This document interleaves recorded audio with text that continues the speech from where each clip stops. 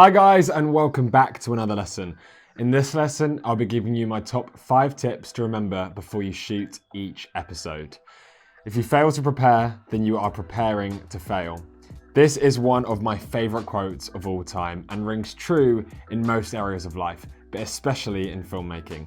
There are so many things to focus on when creating an online course that it's easy to forget an important step in the midst of shooting. Trust me, the last thing you want to do is review your footage after a 30-minute talking headshot to find that your audio isn't working. To try and avoid this kind of thing happening to you, I've listed the top 5 things to remember to do before you start shooting to save yourself a headache later on.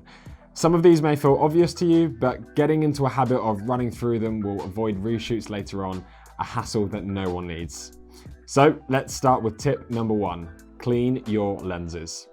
One major differentiator between an iPhone and a professional camera is that it's something we use every day for multiple purposes.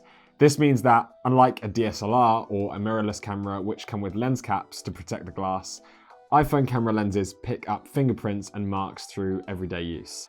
With the size of the lenses on the newer iPhones, you may naturally find yourself touching the camera whilst texting or on the phone. So before you start shooting, the first thing you want to do is grab a microfiber cloth and wipe down each of the lenses to remove any fingerprint marks or dirt. This will prevent any spots or marks on your finished video. Moving on to tip number 2, balance your tripod. When shooting talking headshots, which needs to be perfectly static, a tripod is a must. It's easy to set the tripod at a slight angle by mistake, which makes shots very slightly wonky. You can combat this in the editing room, but to save yourself the extra editing time and hassle, take an extra 20 seconds to get your tripod set up correctly before you start shooting. A spirit level is really handy here, but I like to use the Measure app to check my phone is level before I start shooting. Most iPhones have it pre-installed, otherwise it's free to download. I promise, you'll thank yourself later. Tip number 3 is to check your frame rate and resolution. Once you have your tripod set up correctly, take a moment to check that your frame rate and resolution are set to what you usually shoot in. If you have one of the later iPhones, it will be in the top left corner. If you're on older software, head over to your camera settings to change this.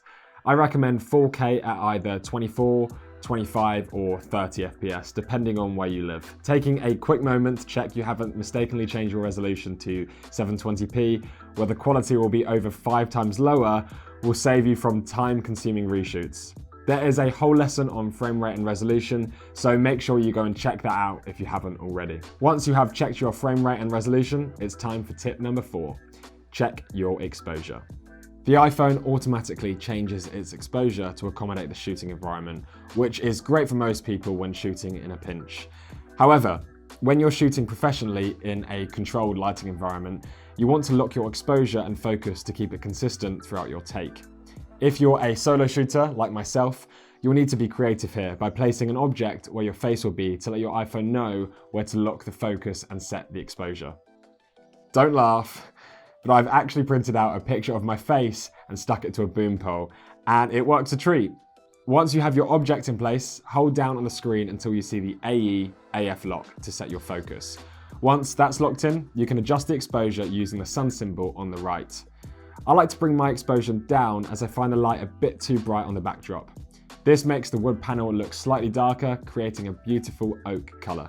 Once I have set the exposure and focus, I can take the object away and sit in its place, and the focus and exposure will stay as they are.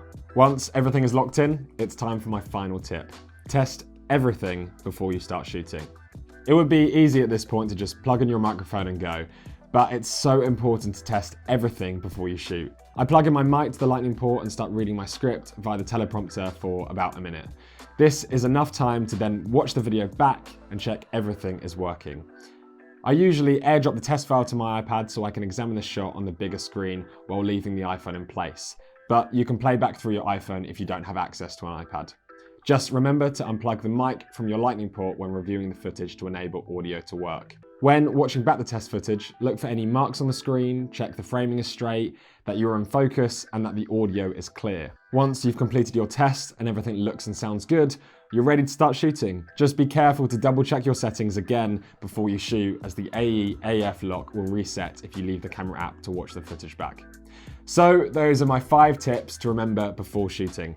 To recap, these are: make sure your lenses are clean, The tripod is straight and in its standard position. You're shooting in the right frame rate and resolution. You've locked your exposure and focus. And finally, you've tested everything, including the audio.